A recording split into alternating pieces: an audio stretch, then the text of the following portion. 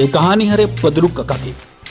पदरू काका का होगा बे? काबर भड़क था गा? काका भर नहीं बोल सकत। सामने पदरू लगाना जरूरी है। माने पदरू काका नहीं बोलना है, काका भर बोलना है, वो पदरू हटाना है। हाँ पदरू काका। चुबा वैसे तो एक कहावत है कि नाम में का रखे, तुम बोलो कौन किसका मोर नामला पदरू रखे पर। लेकिन पदरू काका अपन नाम से त्रस्त है। ये ज्यादा झंझट मत कर। चलो वो नाम में परेशानी है ना तो तोर नाम बदल दे। अब पदरू काका का होगेगा? अब मोल पदरू काका नहीं बोलना है। काबर का काबर की मैं अपन नाम ला बदली करके पवन कुमार रखे हूँ।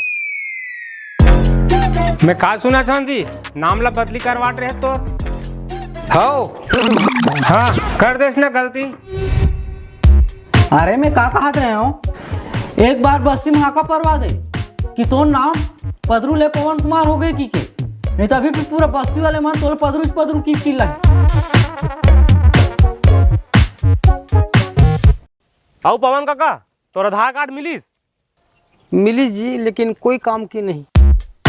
सुनो सुनो सुनो, आज हमार गांव में पदरू नाम के अजमेरी तेका नाम पवन कुमार हो गए।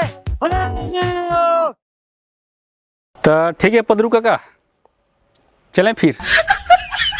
पदरू काका जल्दी आवत है केवल अपने सीजी शो यूट्यूब चैनल पर।